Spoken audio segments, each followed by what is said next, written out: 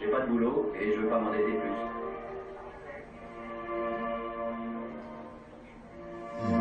Je vous présente Adam. Il a eu un accident. Comme 50 millions d'Américains, il n'a pas d'assurance maladie. Lui, c'est Rick. Je sciais du bois et j'ai ripé sur un nœud. En 2007, le documentariste Michael Moore dénonce le système de santé qui existe aux États-Unis. Rick non plus n'a pas de couverture maladie. Alors l'hôpital lui a donné le choix. Faute de moyens, faute de prise en charge, plus de 50 millions d'Américains ne peuvent se soigner. Pour 12 000 $. Incorrigible romantique, Rick a choisi l'annulaire pour le prix imbattable de 12 000 $. Pour étayer sa démonstration, Michael Moore oppose le système américain au système français, sous l'œil surpris de Bruno Pascal Chevalier. Je pense que les États-Unis sont un grand pays. Les Américains sont formidables. Mais en tant que médecin d'abord, en tant que citoyen ensuite, et enfin en tant que patient, je suis très content de vivre en France. C'est le luxe ici. Si on est malade, on va à l'hôpital, on se fait soigner. Il n'est pas question de police d'assurance, mais de santé. C'est le principe de solidarité. Les plus riches paient pour les plus pauvres. On paie selon ses moyens et on reçoit selon ses besoins. Alors ce film qui a plus d'un an et demi, à travers ce film, Michael Moore est en train de démonter le système américain de santé. Et il présente d'une façon idyllique la santé en France. Sauf que la réalité aujourd'hui, c'est que le principe de 45 de solidarité, le principe de la sécurité sociale avec le pacte social, est complètement remis en cause. Aujourd'hui, pour pouvoir se soigner, il faut vraiment avoir des moyens.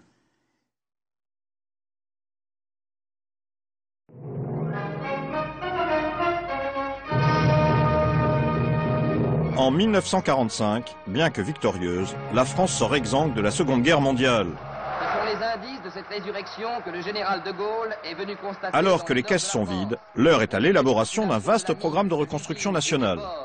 Au milieu du peuple du travail. Le général de Gaulle sillonne le pays, d'est en ouest, du nord au sud. Il vante le sens du sacrifice et de l'effort du peuple français. Il en appelle à l'union de la patrie retrouvée. En 1947, les premières grandes grèves d'après-guerre éclatent dans les ateliers des usines Renault, accélérant la mise en place du pacte social de 1945, élaboré par le Conseil national de la résistance. Nationalisation, retraite, travail, salaire et santé, avec la création de la sécurité sociale, se trouvent au cœur de l'effort de reconstruction nationale.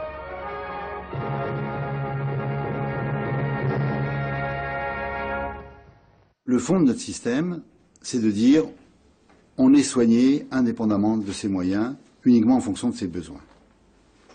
Et je pense que c'est un très bon principe, c'est-à-dire que là, il y a un choix quasiment philosophique.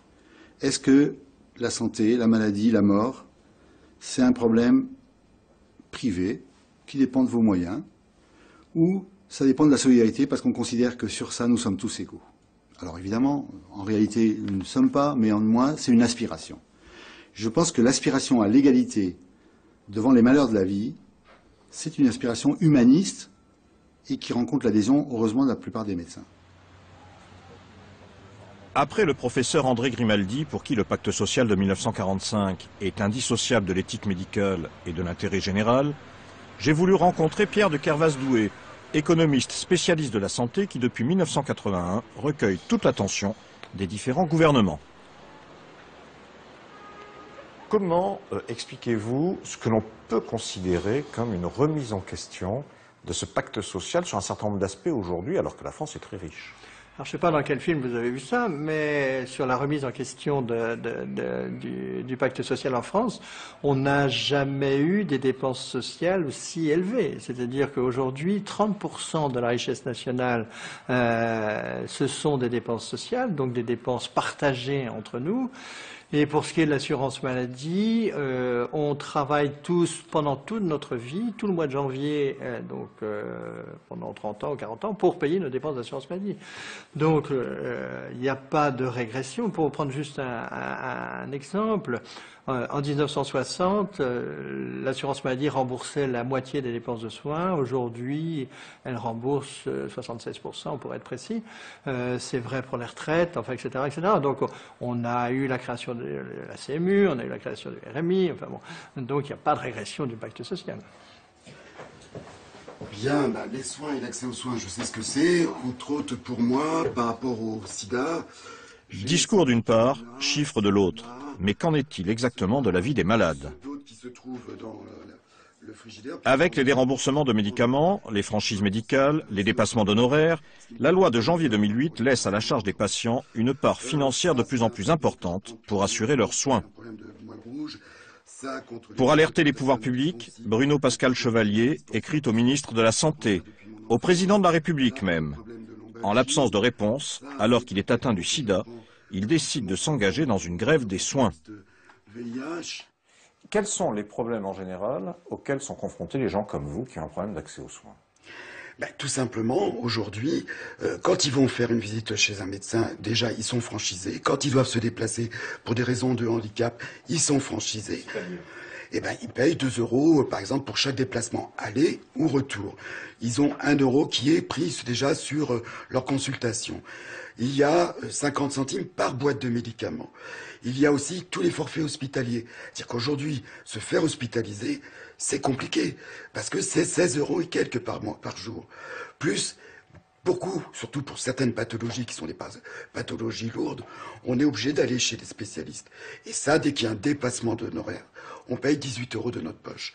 Donc vous voyez, il faut calculer avant de faire appel soit à un médecin ou à un médicament, quand on va chercher un médicament, savoir si on va avoir les moyens de le faire. Bonjour, je suis Christian Lehmann, je suis médecin généraliste. Devant le ministère de la Santé, comme devant toutes les préfectures, ce jour-là, malades et médecins sont venus protester contre les franchises. À Paris, le docteur Christian Lehmann a lancé un appel qui a recueilli plus de 130 000 signatures.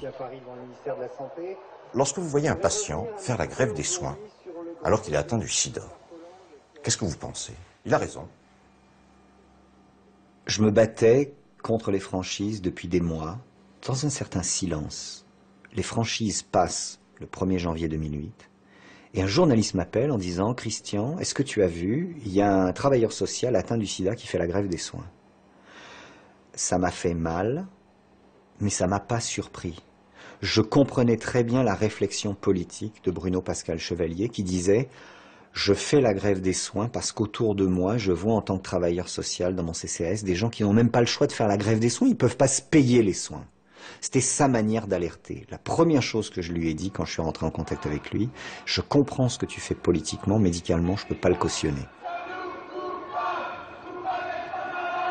J'ai été entendu à la télévision, dans les médias, beaucoup mieux quand je déconstruisais ce qui se passait parce que Bruno Pascal faisait cette action.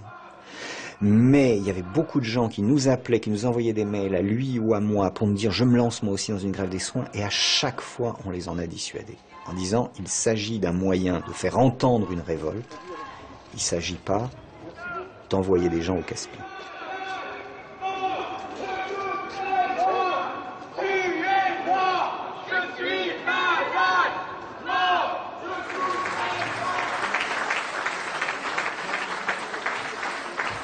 Nous parlons d'assurance maladie. Y a-t-il une assurance sans franchise? Non. La question de la franchise est pour moi une question incontournable. Elle pourrait être forfaitaire et acquittée chaque trimestre. Car c'est la seule façon de responsabiliser les patients. Je m'explique. Si les dépenses d'assurance maladie diminuent, et donc le déficit diminue, on pourra alors, à la suite du débat au Parlement, baisser le montant de la franchise. Si les dépenses augmentent et donc le déficit augmente, on pourrait alors augmenter le montant de la franchise. Quelques secondes auparavant, et avant de parler de cette question de franchise, Nicolas Sarkozy a utilisé un exemple qu'on appelle une histoire de chasse, l'histoire d'une femme qui aurait un problème psychiatrique et qui serait, dans un même mois, fait prescrire 75 boîtes d'antidépresseurs par 20 médecins différents. Je ne sais pas si c'était plus fatigant pour elle que pour les médecins, mais il y a un côté déprimant. Remarquez, elle avait acheté 12 boîtes d'anxiolytiques par jour. Je reviens sur mon jugement, c'est les médecins qui étaient les plus fatigués. Je sais ce qu'il y a derrière ce discours. Un discours qui va petit à petit augmenter le risque à charge des patients en disant qu'ils ont des dépenses de soins de confort, des comportements irrationnels, en gros qu'on ne peut plus garder la sécurité sociale de 45, parce qu'en 45 il y avait des vrais malades, mais maintenant c'est des névrosés simulateurs.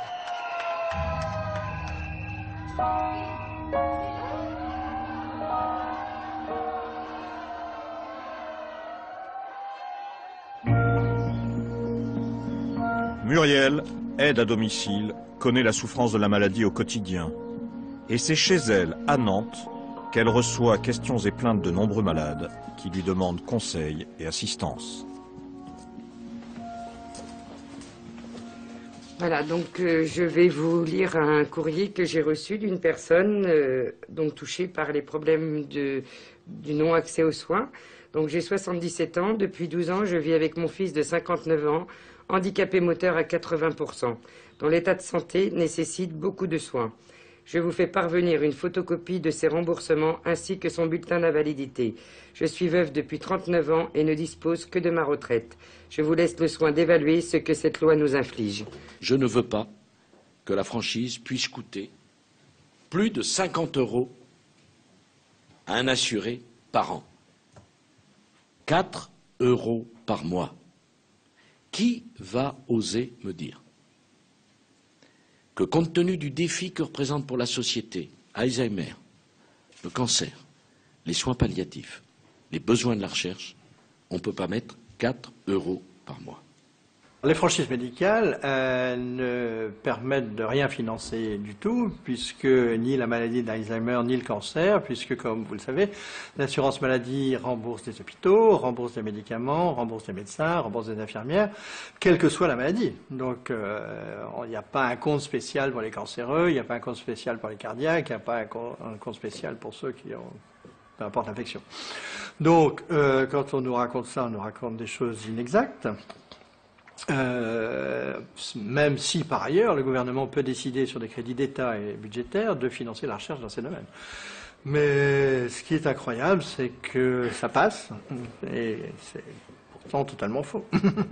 Pour la première fois en 25 ans, je vois des gens, par exemple des femmes avec des pensions de reversion de veuve, dans l'incapacité de payer certains médicaments ou certains examens complémentaires, échocardiogramme ou autres, que je leur demande. Et je me trouve, moi, médecin, devant un paradoxe. On me dit on ne fait pas assez de santé publique en France, on ne fait pas assez de prévention, et on met une partie de ma patientèle, les gens les plus fragiles économiquement, devant l'incapacité de se soigner.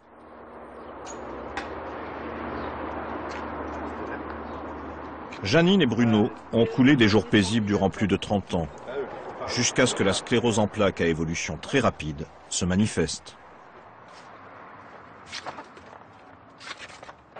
Les prescriptions médicales et les ordonnances se multiplient pour atténuer parfois la douleur. Mais inexorablement, la maladie progresse. Janine, combien vous utilisez de médicaments, en gros, dans le mois, ou bien de façon régulière? Attends, il faut que je réfléchisse, là. Parce que... J'ai un point d'interrogation, il y en a tellement. Je crois que le plus simple, c'est que j'aille chercher le sac de 3 mois à peu près. Je vais chercher ce sac, c'est ce qu'elle a utilisé. Ça fait beaucoup, Janine? Ça en fait beaucoup, et encore en limite, nous. Voilà ce qu'elle a utilisé au cours des 3-4 derniers mois. On peut les laisser comme ça, voilà. Financièrement, c'est dur. C'est dur parce que... Enfin, c'est dur maintenant avec les histoires de franchise, etc., les augmentations et tout. Et puis, il y a des médicaments que je suis obligée de prendre et qui ne sont pas remboursés. Et il n'y a pas de médicaments génériques qui remplacent. Donc, je suis obligée de les prendre. Bruno, est-ce que vous êtes capable, vous, de chiffrer les coûts des soins non remboursés, en gros, cette difficulté dont parle Janine? J'ai chiffré ça à peu près entre 200 et 300 € par mois, sachant que Janine vit avec l'AAH.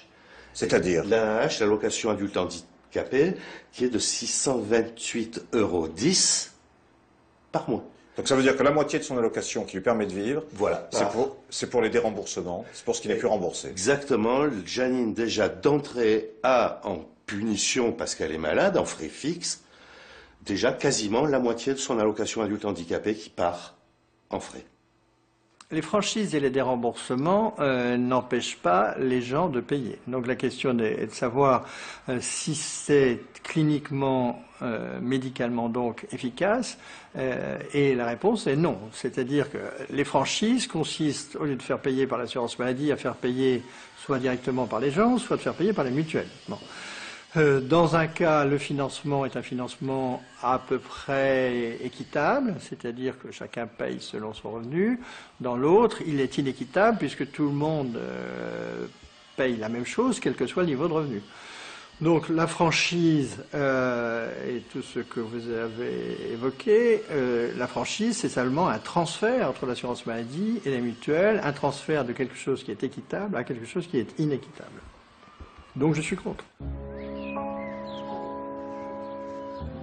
Dans le cadre de son activité d'animateur social, Bruno Pascal Chevalier a mis en place un jardin ouvrier au milieu de HLM dans l'Essonne. Bonjour, ça va? Ça va et vous? Terminez un peu de manœuvre? Ces cultivateurs urbains qui survivent de leurs récoltes sont souvent des personnes humbles qui font partie de ces millions de travailleurs pauvres dont le nombre augmente régulièrement. Plus de 830 par jour en moyenne entre l'année 2007 et l'année 2008. Bruno Pascal Chevalier nous a alors présenté Janine, qui se trouve en première ligne face aux menaces de nouveaux déremboursements de médicaments. Qu'est-ce qui se passerait pour vous, madame, si en 2009, vous deviez payer vos médicaments pour le cancer? Ah bah je ne le prendrais pas, je ne pourrais pas. Ce serait pas possible, hein. Déjà là, déjà quand vous avez quelque chose, déjà vous attendez pour les remboursements, déjà depuis moi j'ai eu pas mal de choses que j'ai fait là, des radios ici et là. J'attends toujours d'être remboursée, ça va faire depuis le mois de mai. Et j'attends, et le kiné et tout, parce que j'ai eu des problèmes avec le dos, et j'attends toujours les remboursements. Ça, on dit, oh, bah, avec la carte, maintenant, ça va plus vite, il n'y a plus de feuilles de maladie. Ouais, on attend quand même, je sais qu'ils sont en difficile, les pauvres, mais moi aussi, je suis en difficile, hein, parce que j'ai pas grand-chose par mois, alors moi aussi, je suis en difficile. Vous avez travaillé, madame, dans votre vie? Bah oui, bien sûr. Qu'est-ce que vous faisiez? Bah moi, j'ai fait un peu de tout, mais le plus, j'ai élevé mes enfants, et puis je faisais les magasins, je nettoyais les magasins, et puis après, j'ai arrêté, j'ai élevé mes enfants, et puis j'ai fait la gardienne. Avec combien vous vivez par mois aujourd'hui? Aujourd'hui, bah, j'ai 617 €.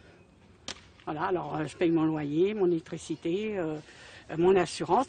J'ai l'assurance de la maison, il y a donc la mutuelle à payer. Est-ce que tu n'as pas la CMU? Hein? Ah non. Pas la CMU. Non, parce que comme ils m'ont recommandé, avant j'avais la CMU, mais comme petit à petit, maintenant, avant j'étais à 500 et quelques, maintenant petit à petit ça a augmenté. Alors, vous n'y avez plus droit? Voilà, non, non.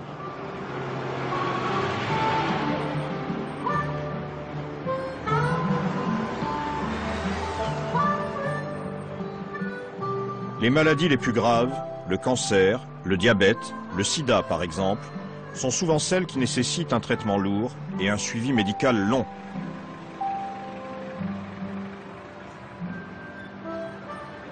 Pour nombre de malades, les soins ne sont possibles que parce que la solidarité nationale permet leur prise en charge à 100%.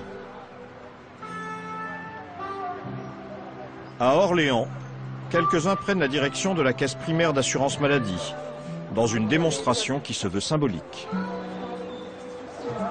Voilà la sécurité, l'hôpital, les services publics.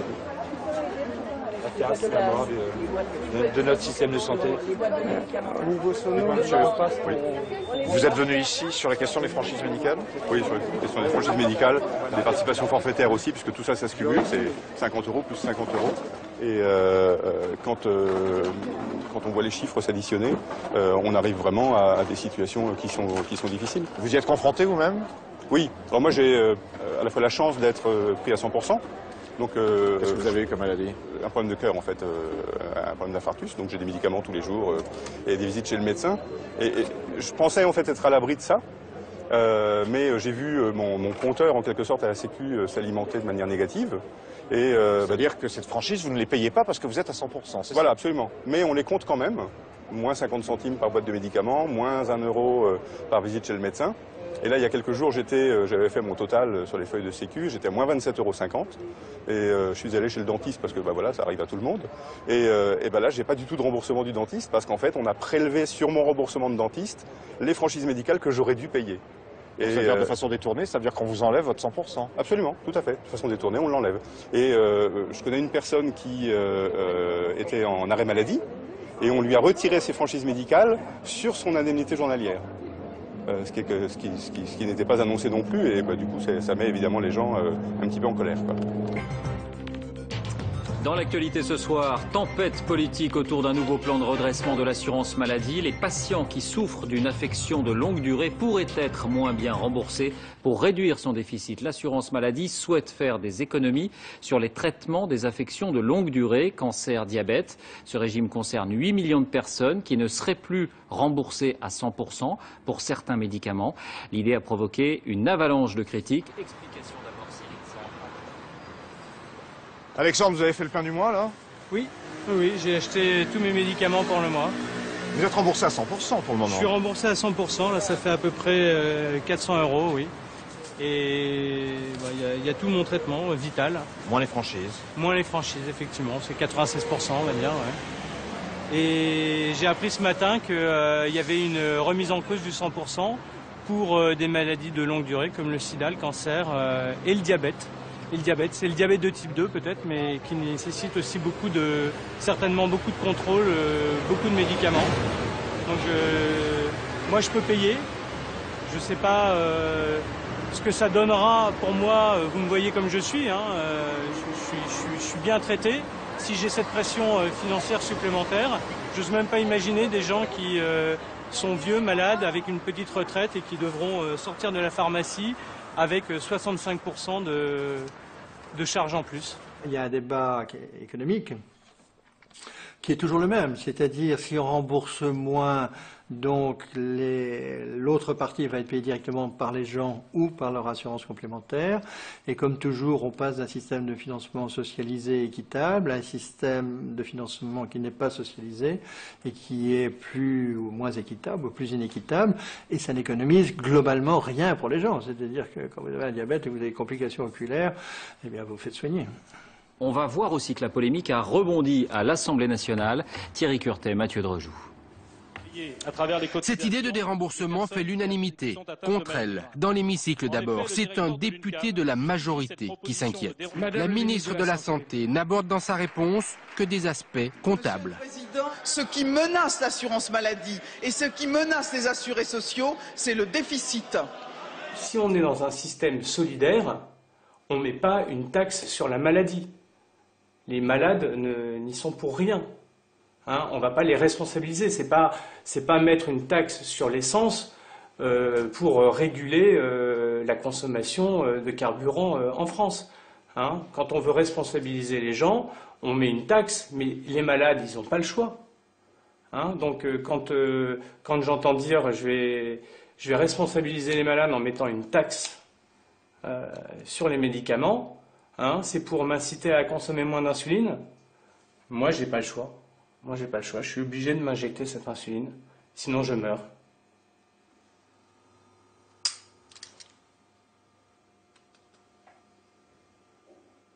Donc c'est un petit test rapide qui permet de voir où on en est.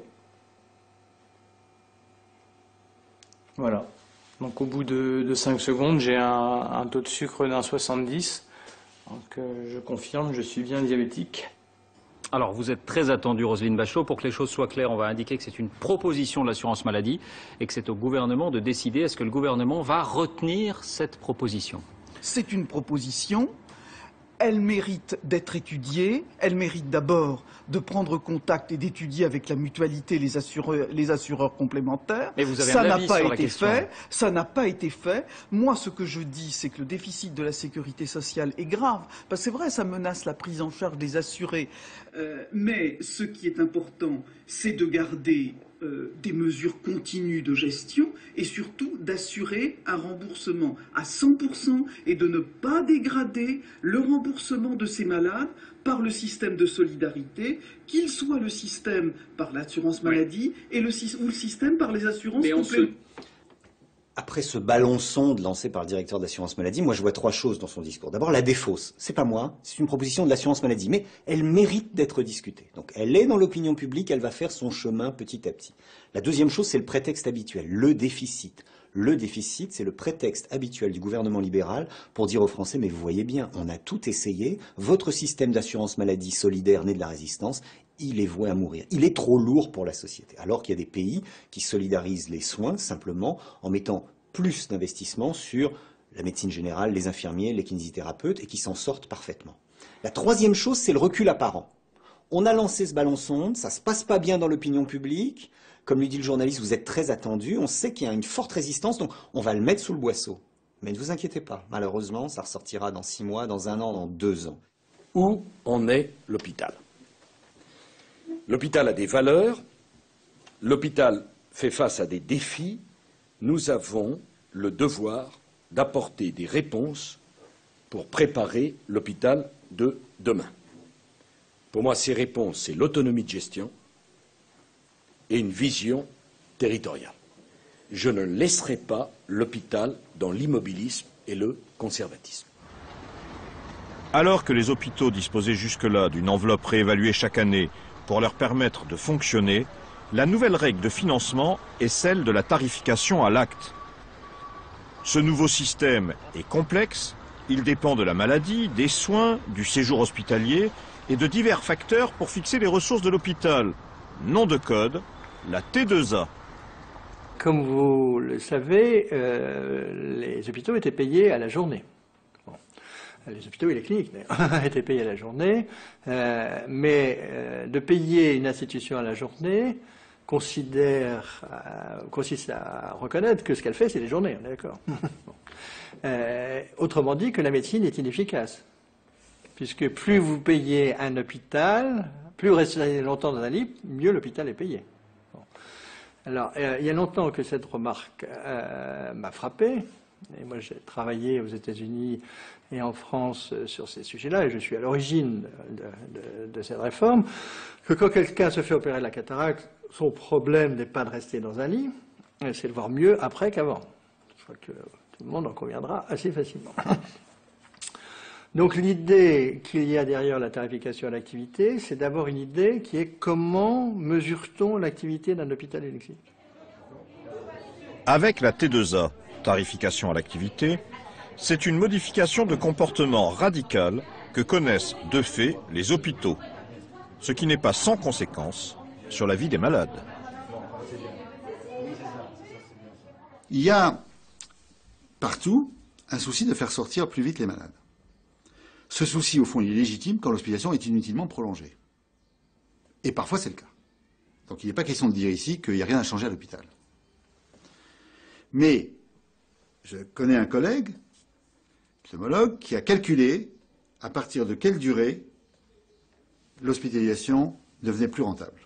Et bientôt, on fera la visite en sachant qu'à partir de 20 jours, à partir de 15 jours, à partir de 30 jours, il faut absolument faire partir le malade.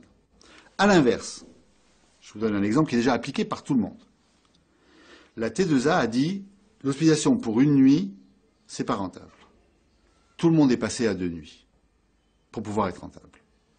De même, 2 hospitalisations, c'est plus rentable qu'une seule hospitalisation. Alors vous savez que les malades cancéreux, on leur met souvent ce qu'on appelle un porte-à-4, c'est un cathéter qui permet de faire la chimiothérapie. Avant, on faisait ça dans la même hospitalisation. Maintenant, partout, à la demande des directeurs d'hôpitaux, mais aussi les médecins qui veulent sauver leur hôpital, on fait sortir le malade et on le fait revenir pour mettre le porte-à-4, ça fait 2 hospitalisations au lieu d'1. Donc la logique marché, la logique rentable, la logique business, elle a des conséquences qui sont rentabilité financière, mais pas de rentabilité médicale, pas de rentabilité sociale. J'attends de la modernisation de la gestion de l'hôpital public des résultats concrets pour les finances publiques. Ces mesures doivent permettre aux hôpitaux d'être tous à l'équilibre d'exploitation d'ici 2012. Qu'est-ce qu'il faut que je fasse pour, autrement dit, faire du business? Eh bien, j'ai augmenté les hôpitaux de jour. Là où je faisais des consultations, je dis on pourrait peut-être combiner les choses, rajouter un examen, et ça fera un hôpital de jour. Donc on a doublé et triplé notre hôpital de jour. Comme plein de services. Jusqu'au jour où les médecins conseils de la sécurité sociale, qui vont aussi dépenser de l'argent pour ça, vont venir et me dire, monsieur Grimaldi, on n'est pas d'accord, celui-là on le prend, celui-là on le prend pas, on va faire un négociation de marchand de tapis. Et puis je vais me réadapter aux nouvelles règles pour pouvoir trouver du business. Parce que on n'a pas une idée que la rentabilité financière et la rentabilité médicale et sociale, ça peut coïncider lorsqu'on vous fait une intervention unique je prends une prothèse de hanche. Vous souhaitez que ce soit dans un délai court, parfait, la rentabilité financière et médicale de bonne qualité, tout ça va ensemble. Mais dans la prise en charge du malade chronique, les choses peuvent être complètement différentes. Moi, quand j'évite un infarctus, je suis rentable médicalement, socialement, mais pas financièrement. Quand j'évite une amputation, quand je vais garder un malade un temps suffisant pour qu'on puisse ne pas l'amputer, je ne suis pas rentable financièrement. J'aurais bien mieux fait de faire une opération d'amputation. La révolte des poussettes, symbole de la douleur après la douceur, celle de naître à Clamecy, disent les Bandois. Les réformes hospitalières basées sur la volonté de rentabiliser l'hôpital ont conduit à la fermeture ici ou là de plusieurs services. À Clamecy en Bourgogne, c'est la maternité qui a d'abord été visée, suscitant une forte mobilisation d'une population qui s'est sentie ramenée au rang de citoyens de seconde zone. Si aujourd'hui Valérie connaît la joie de l'accouchement réussi, l'évocation de la délivrance ne peut lui faire oublier que son bébé est arrivé alors que le service de maternité venait d'être supprimé. Quel âge il a votre bébé, Valérie? Il a 2 mois, il est né le 17 avril 2008 aux urgences à Clamecy, suite à la fermeture de la maternité. Quel souvenir vous avez, vous, de votre accouchement? Qu'est-ce qu'on vous en a dit? Ce qu'on m'en a dit, parce que c'est vrai que moi, dans l'action, je ne me souviens pas réellement de tout ce qui a pu se passer. Ce qu'on m'en a dit, c'est que le personnel a été très, très professionnel. Mais voilà, quoi, ils n'avaient pas les qualifications pour un accouchement. Ils ne savaient pas s'ils avaient le matériel nécessaire pour accueillir un enfant en plus prématuré. Il n'y avait rien. Ici, la seule chose, ils étaient en relation avec un gynécologue de Nevers. Par téléphone. Voilà. Avec la maternité, c'est le cœur de l'activité hospitalière qui, à Clamecy, a été fermé. Alors, ici, au rez-de-chaussée du bâtiment, vous avez le bloc chirurgical qui est à côté du service des urgences. Qu'est-ce qui s'est passé au bloc? Alors, le bloc, c'était un bloc chirurgical lambda qui accueillait les patients 24 heures sur 24, 7 jours sur 7. Il a été décidé au 1er avril dernier de le fermer après 16 heures. Donc, il n'y a plus possibilité d'avoir d'intervention chirurgicale de 16 heures jusqu'au lendemain matin, 8 heures et les week-ends. Cela ne répond pas du tout à la demande de la population, ni à notre principe en tant que médecin, puisque lorsqu'il y a une urgence vitale qui arrive, on ne peut plus l'assurer. On va faire le diagnostic, on ne pourra pas rentrer au bloc opératoire. Et l'éloignement d'Auxerre ou de Nevers va entraîner une perte de chance pour cette population et on ne peut pas accepter ce fait accompli. Depuis qu'ils ont fermé le bloc opératoire le soir et les week-ends, nous sommes, en cas d'accidenté de la route, nous sommes dans l'obligation de transférer les patients à au moins 45 km pour qu'ils soient pris en charge. C'est-à-dire qu'en fait, si l'intervention est une urgence vitale, le malade subit une perte de chance. Ça pose un réel souci. Ici, au premier étage, vous avez l'ancienne maternité, qui est donc maintenant un centre périnatal de proximité et qui est à côté du service d'hospitalisation de chirurgie. Dis-moi, madame, qu'est-ce que vous pensez de la fermeture de la maternité ici? Eh ben, c'est embêtant, parce que là, je suis en début de grossesse et c'est prévu pour 28 décembre. Alors, si je suis bloquée chez moi par la neige, eh ben, je vais être bien en... Vous aviez déjà accouché bien ici? embêtée, oui. Et alors? C'est bien, c'est pas trop loin de chez moi et puis c'est convivial, c'est gentil. C'est pas trop nombreux, c'est très bien. Oui.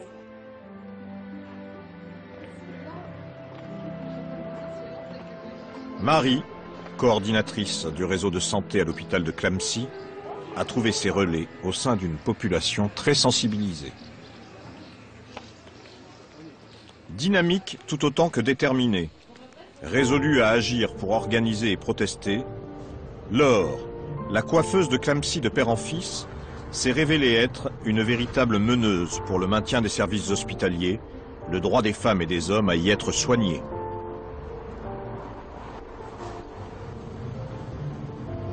Laure sillonne les routes, se rend dans les coins les plus retranchés pour ramener à la cause hospitalière les citoyens les plus éloignés. Ceux qui, d'ailleurs, ont parfois un besoin vital d'un hôpital de proximité. Angélique, t'es là? Ainsi Angélique, la femme de l'éclusier. Ça va? Ah bah ça y est, il est là, petit bouchon. Il est là, le petit bouchon. Allez. Ça va? Oui, et toi? Alors, remise? Ben oui. Oui, Tous ces événements, il est tout mignon. Ben oui, en plus, il est gentil. Alors, comment ça s'est passé? Il paraît que ça a été chaotique. Ah ben oui, parce qu'on est allé à la maternité à Decize le samedi après-midi. Ils m'ont renvoyé à la maison parce que la tête était trop haute. Et en fin de compte, moi, je sentais bien que le travail se faisait. Et on y est retourné le soir. Et... Ils t'ont pas gardé? Non, ils m'ont pas gardé. Et je suis retournée le soir et parce que j'avais percé la poche des os à la maison.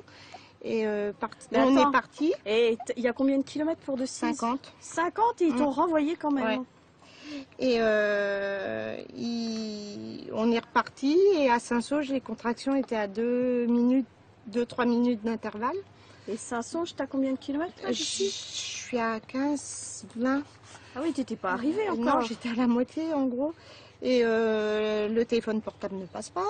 Donc on a appelé les pompiers à mi-chemin un peu plus tard. Et arrivé à Rouy, on a eu enfin les pompiers un petit peu, qui nous ont demandé où on était. Et puis ben, on était direction Decize. Et à Rouy,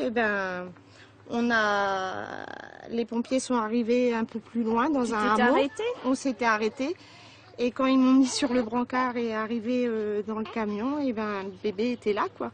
Ah bah dis donc. Parce que j'ai senti qu'il arrivait. J'ai dit enlevez tout parce qu'il arrive et ils ont tendu les mains et ça a été vite, alors. Était là, ouais. Donc vous avez accouché sur la route? Oui, sur la route de Rouy, entre Rouy et Decize. Il y a 2 ans, avec l'association des usagers avec lesquels je m'étais beaucoup plus impliquée en étant déléguée périnatale, c'est-à-dire en prenant la défense des mamans, à 4, on est allé rencontrer le nouveau sous-préfet qui n'était pas du tout de notre territoire, qui arrivait d'une grande ville. Et je lui ai expliqué, enfin nous lui avons expliqué tous ensemble ce qui se passait sur notre territoire. Et il a dit tout de suite que le fait de garder la maternité à Clamecy, c'était pas une utilité, que ça fait longtemps que ça aurait dû être fermé. Parce que de toute façon, les femmes, on peut les programmer et qu'elles accouchent en toute sécurité dans une grande ville. Donc là, je lui ai dit, mais c'est pas possible, vous vous rendez compte, c'est dans l'irrespect de la femme, du bébé et de son choix, et sous prétexte de sécurité, vous allez lui faire prendre la route. Et il m'a dit, mais de toute façon, en ville, ça se fait comme ça. Et puis, de toute façon, si vous voulez plus de sécurité, vous avez qu'à vous rapprocher d'une grande ville. Alors, j'étais complètement effarée, parce que je lui ai dit, mais moi, je suis là depuis 3 générations, et tout ce que vous me proposez, c'est de fermer mon commerce et de mettre 3 personnes au chômage. Aucun Français ne doit craindre d'être moins bien traité sous prétexte qu'il habite une région où l'offre de soins est insuffisante, mal coordonnée ou mal assurée. Ce serait inacceptable et je m'engage à tout faire pour l'éviter. Garantir l'égalité devant la santé pour tous, tous les jours, partout en France, telle est ma priorité. Il faut décloisonner la ville et l'hôpital. Il faut décloisonner les soins proprement dits et l'activité médico-sociale. Il faut libérer les synergies qui existent entre eux. Derrière les mots se trouve parfois une réalité fort simple. Dans toute la France, ce sont plus de 250 hôpitaux dont les services sont menacés lorsqu'ils ne risquent pas tout simplement de fermer. Une liste élaborée en 2005 au nom de la rentabilité financière par la Fédération hospitalière de France que dirige l'ancien ministre socialiste Claude Évin en commun accord avec le gouvernement de François Fillon.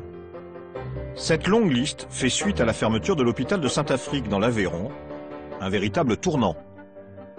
D'abord pour la mobilisation suscitée dans toute la région. Ensuite, pour la détermination du personnel hospitalier, dont plusieurs membres engagent une grève de la faim remarquée. Enfin, pour l'existence du viaduc de Millau que les habitants de la localité aveyronnaise décident d'occuper, interrompant les travaux d'une des plus belles constructions du monde. En 2 jours, les pertes sont évaluées au budget de fonctionnement d'une année de l'hôpital. Il n'en faudra pas moins pour que les questions de sécurité invoquées pour justifier la fermeture soient oubliées. En octobre 2003, l'hôpital peut reprendre ses activités.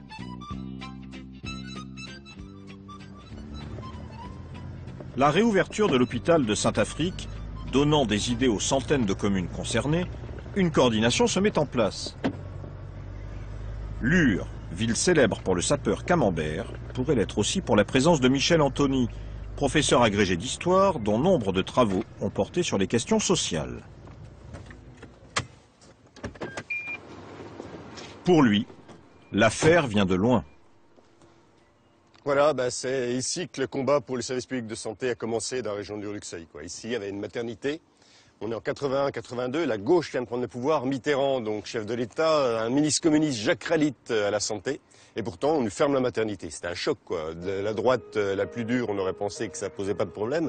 Mais de la gauche, les militants ici sont bouleversés. En 1981-82, le débat fait rage au sein du gouvernement d'union de la gauche.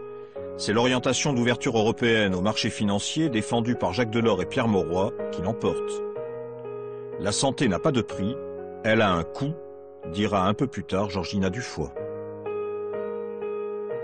Et on obtient un sursis de 15 ans.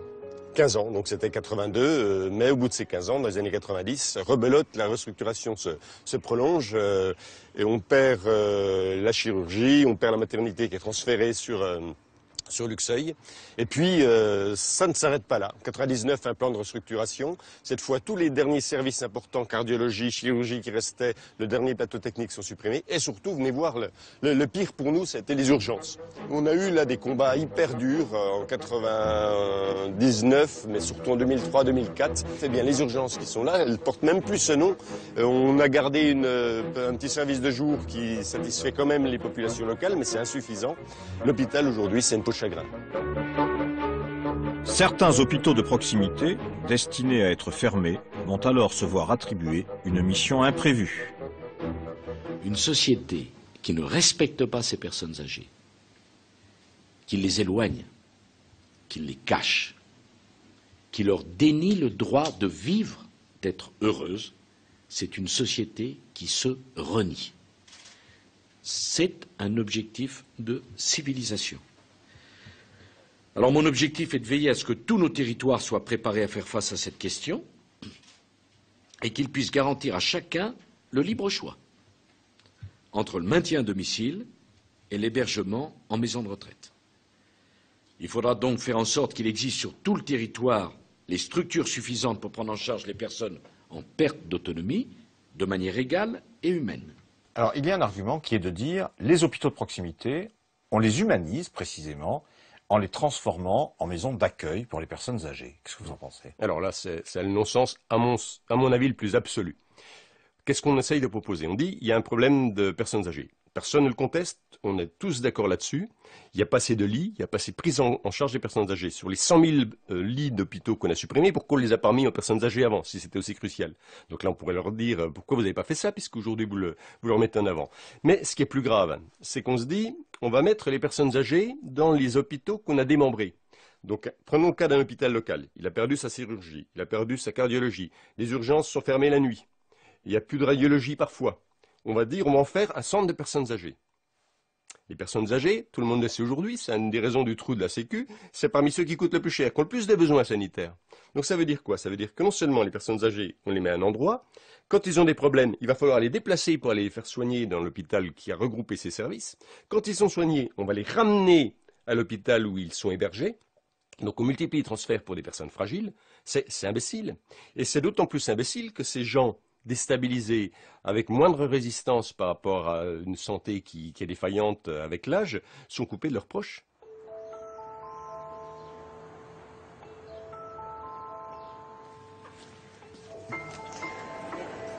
Ben, tu vas voir Françoise, je vais te montrer après la maternité. Bien sûr, ça, on s'est attaqué au bloc. Ici, c'était la salle de réveil. Alors, tu vois, il y avait jusqu'à 5 malades tous les jours qu'on réveillait. Donc déjà, c'est quelque chose de voir tout ça vide, mais tu vas voir, il y a encore mieux. Je te montrer le bloc, mon service, qui sert maintenant de rangement, comme tu peux le constater. Oh là là. Voilà.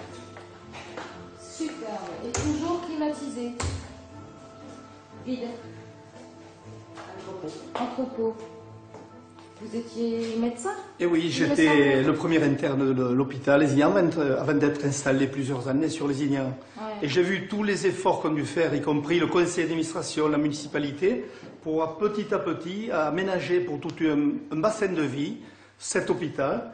Et puis, dans peu de temps, on a vu la casse qui s'est passée. C'est une déconstruction de tout ce service qui était pour la population quelque chose de très important.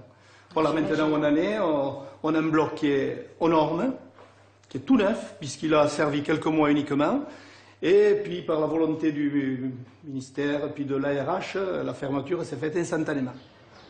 Après les manifestations, les délégations, les interpellations, les élus du pays Corbière-Minervois ont décidé d'en appeler à la population.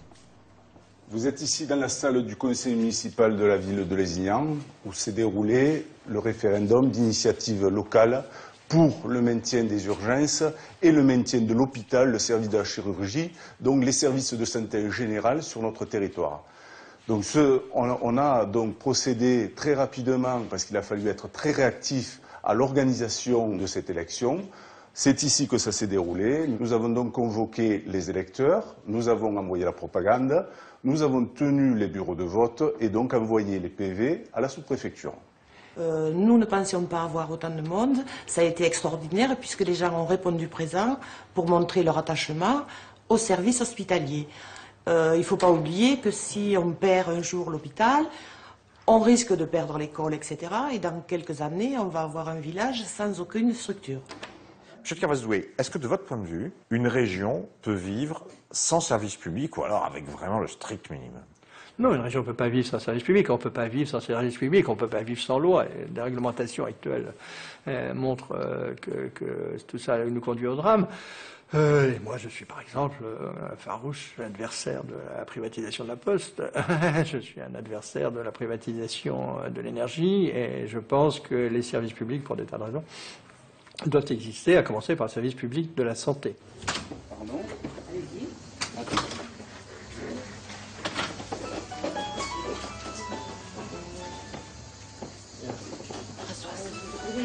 Voilà, et bien, après la chirurgie, en janvier 2008, le ministère a décidé la fermeture des urgences. Voilà, on en est aujourd'hui dans un service qui est vide, inoccupé. Ben, comme vous voyez, avec tout ce qu'on vient de voir là, fermeture de la maternité, fermeture de la chirurgie, fermeture des urgences, je suis un Lézignanais. Un Lézignanais qui a de père en fils et qui connaît ça comme ma poche. Et donc, par conséquent, à partir de là, se pose une seule question. Une seule question. Lézignan avait 8000 habitants, avait un hôpital qui assurait cette fonction de A jusqu'à Z, comme on vient de le voir. Ça a disparu. Or, Lézignan, aujourd'hui, n'ont plus 8000 habitants comme à l'époque, mais il y en a 10 000. En plus, on a fait dans la communauté de communes ce qu'on appelle le Corbière-Minervois, qui comprend une population de 40 000 habitants. Et aujourd'hui, on nous dit que tout ça, ça ne peut pas exister. Alors, ils ont fait un choix, ce qu'on appelle, nous, la bourse ou la vie. Ils ont choisi la bourse au lieu de choisir la vie. Le contrat de service public, c'est un mode de reconnaissance du rôle et de la place des cliniques privées sur le territoire. La France n'est pas une page blanche.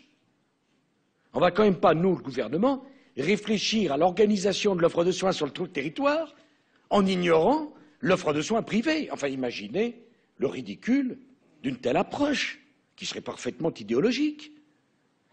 Certaines des cliniques privées ont développé des urgences, des actes techniques lourds, des actions de santé publique. Il s'agit de les reconnaître et de stabiliser une offre de services publics partagée.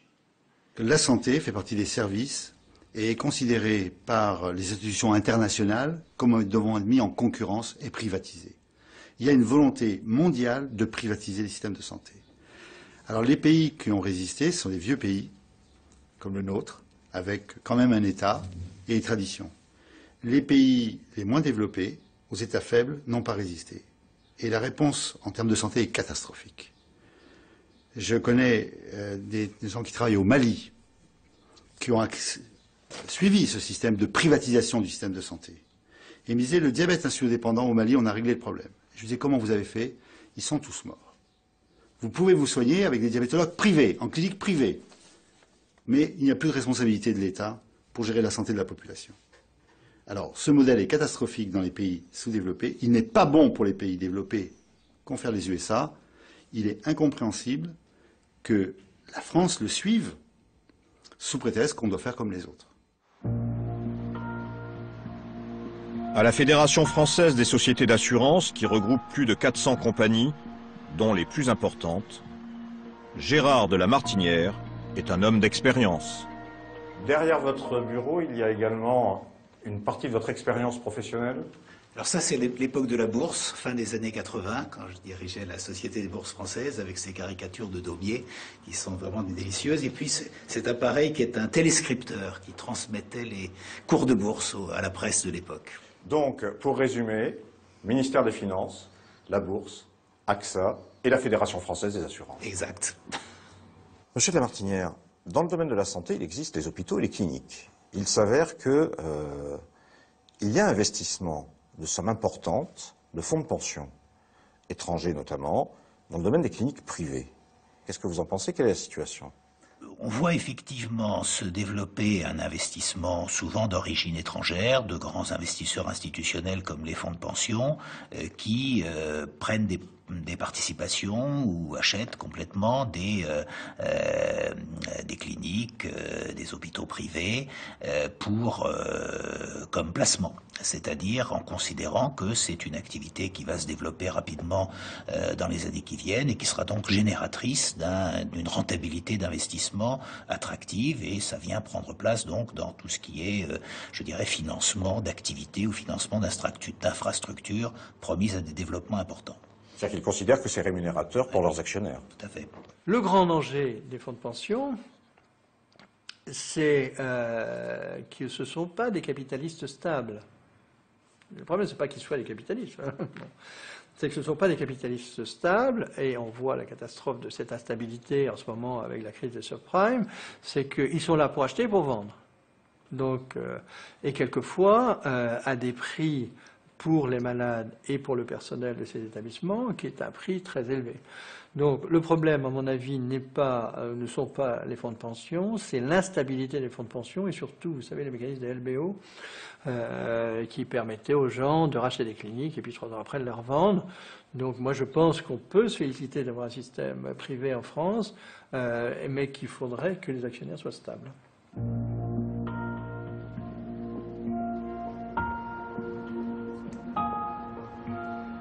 Bruno, donc, l'hôpital de Juvisy dans l'Essonne est menacé.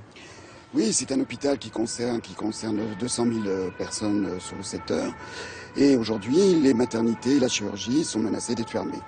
Alors, 200 000 personnes, ça fait beaucoup. Qu'est-ce qu'ils vont devenir ces gens pour les soins, pour accéder aux soins? Comment ça va se passer?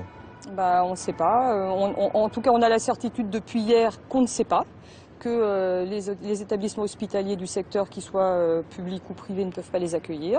Les délais d'attente vont s'allonger, certainement, comme ils s'allongent déjà. Et ça n'a pas l'air d'être la préoccupation principale de ceux qui prennent ces décisions. J'ai entendu dire que des lits de chirurgie dans les deux autres hôpitaux de l'Essonne, Longjumeau et Sud-Francilien, sont transformés en catastrophe en lits de maternité. Donc où vont aller les lits de chirurgie, on ne sait pas. Et voilà, donc on est en train d'installer un désert et une pénurie. Ça s'appelle un désert médical. Ça s'appelle un désert médical, ça s'appelle aussi, en termes de marketing, créer la pénurie pour créer un besoin, pour amener les gens à accepter ce dont ils ne veulent pas actuellement, c'est-à-dire les projets des assureurs de faire des maisons médicales de consultation, en fait pluridisciplinaires, adossées à des cliniques pour leur seule clientèle. Clientèle captive de 100 000 habitants, c'est bien, ça rapporte. Et est-ce que vous voyez là un modèle, peut-être, ou un exemple à suivre pour l'assurance privée? Alors, l'aspect investissement, lui, peut intéresser les assureurs dans leur rôle d'investisseurs institutionnels. Ils sont toujours à la recherche d'opportunités de placement, et plutôt que d'investir dans des emprunts publics, on peut avoir l'idée d'investir dans telle ou telle chaîne d'hôpitaux parce qu'elle promet des perspectives de rentabilité attractives. Est-ce que vous avez, dans les temps qui viennent, des projections? Est-ce que vous avez des études qui permettent de dire la masse financière que vous allez pouvoir gérer dans le domaine de la santé? Si on reste dans le système actuel, un système dans lequel il y a peu d'évolution structurelle, il y a la marge seulement, nous connaissons des taux de croissance qui sont de l'ordre de 6 ou 7% par an, ce qui est important compte tenu de ce qu'est l'évolution générale de l'activité. Si on devait aller un jour ou l'autre, ce qui est probable compte tenu de la difficulté à résorber les déficits publics, vers une prise en charge plus importante de certains compartiments des besoins de santé, à ce moment-là, on pourrait passer à la vitesse supérieure. La vitesse supérieure, vous avez... On peut observer ce qui se passe dans certains autres pays où le partage entre systèmes de sécurité sociale et offres de marché est beaucoup plus dans un ordre de grandeur de l'ordre de 60-40 que de 85-15, qui est le cas à l'heure actuelle.